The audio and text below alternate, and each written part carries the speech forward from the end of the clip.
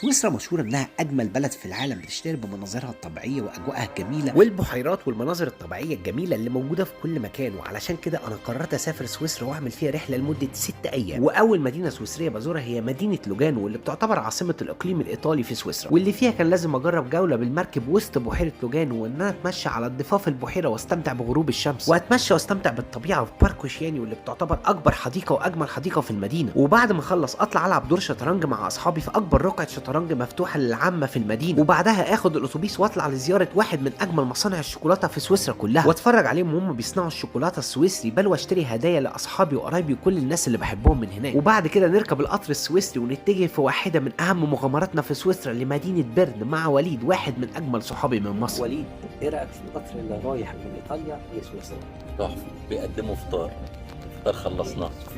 خلصنا الفطار وعملنا كل اللي نفسنا فيه، وفي الحلقات الجاية هنكمل